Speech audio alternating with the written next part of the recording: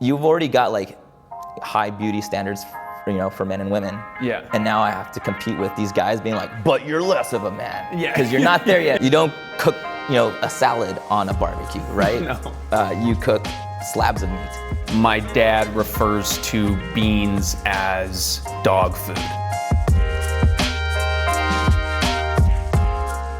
What comes to mind when you hear eat like a man or man food?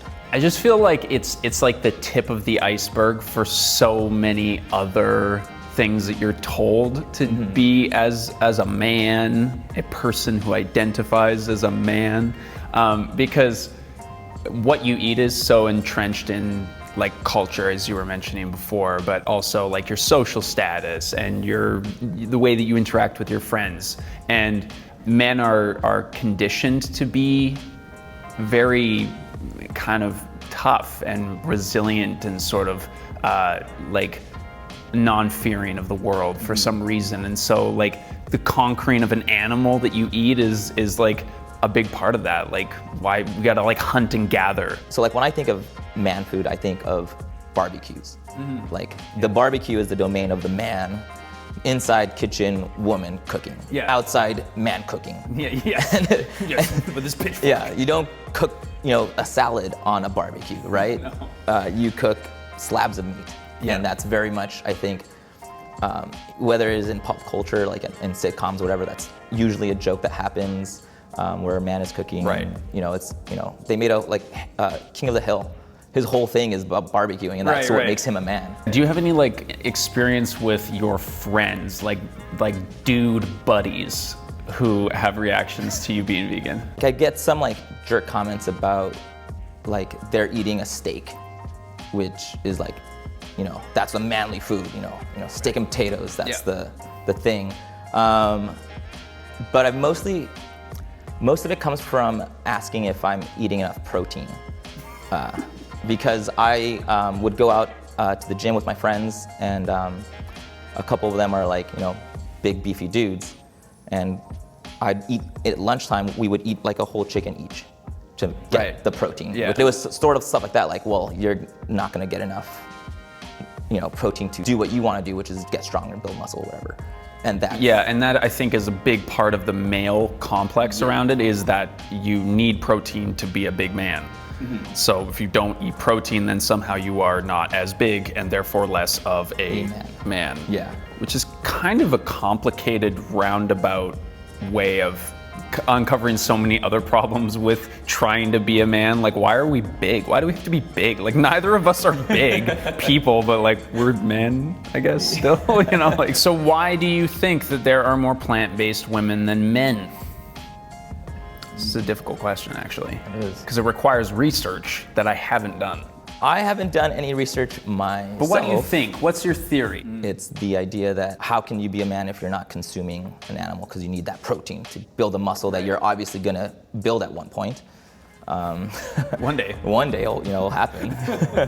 Not for us, because we stopped eating animals. Yeah, we'll just be small forever. What stereotypes surrounding masculinity and plant-based do you struggle with the most?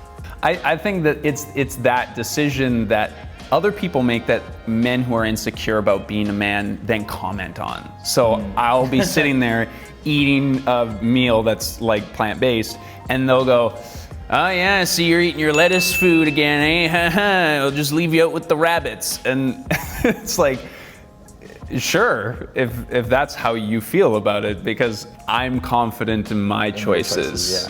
But you deal with this strange reaction of people who are personally insecure with your choice. And so they put that pressure onto you, and it kind of just ruins it for everybody. Well, for me, a few years back, I got really into like going to the gym, like I said earlier. Like me and my friends would be gym rats. Get huge.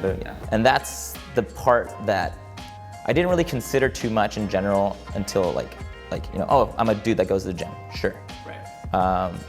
But then when I became vegan, is when the idea of not getting enough protein, not being, like that comes into question from others. Like you said, it's projection. Yeah. It like I was doing me and I felt fine doing it me, but at the same time, it's like now I have to prove to them that I can get swole without it. I saw this like op-ed online about a dude, writing about something similar. I'm like, oh, you know what? You're right. Like that idea of being vegan and being like stronger and buffer than like meat eaters is a real push on vegan men. And I found it like kind of exhausting. Especially because like, you've already got like high beauty standards for men and women. And now I have to compete with these guys being like, but you're less of a man. Because you're not there yet. I'm like, dude, you don't look like that. You're eating all the meat you can. Right, yeah, like you already have to like not only get up and go to the gym every day. Exactly. You have to prove it to everybody. What advice would you give to other males thinking about going plant-based but are worried about the reactions from friends and family? I would say, like, stick to your guns. There's a reason that someone's going plant-based, whether it's, health or environmental reasons or animal cruelty reasons. I found that when I made the switch, once, like, that switch in my brain flipped, like, I was done. Like, there was nothing that was gonna convince me otherwise. Right. And I feel like if you've decided to make that change, just stick with it. There's outside pressures in any choice that you make, so just kind of treat it as one other thing. I know this is a huge lifestyle change for a lot of people who aren't used to it. But there's a lot of resources out there, Oh, totally.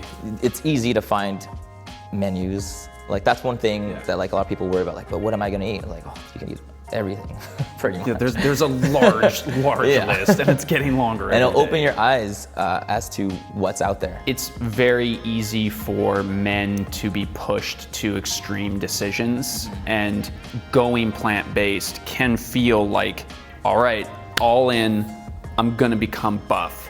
All right, all in, I'm gonna become vegan, and there has to be this sort of dramatization to this life choice, when I think that gradually working your way towards something, as unsexy as it is, it is probably going to ensure greater success.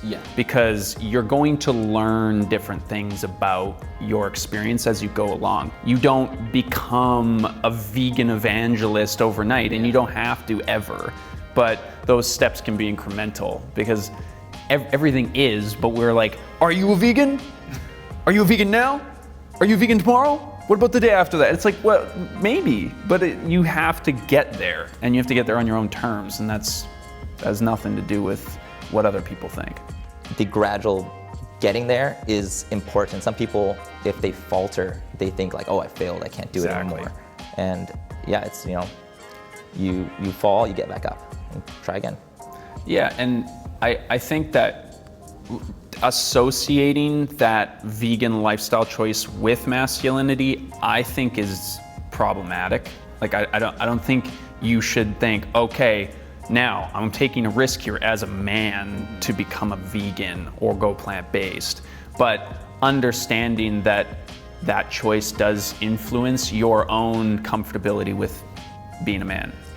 Because if you can kind of think to yourself, if I'm comfortable enough to be plant-based as a man, then you're already kind of evolving out of that masculinity stereotype that so many men are uncomfortable with. Like if you can take one step and be like, yeah, I'm okay being vegan, then you've actually kind of evolved. Like you've grown as a person. You're thinking outside of those societal norms. Exactly, you're taking a step towards being comfortable with yourself in ways that you don't even know yet. And maybe this is just that first step.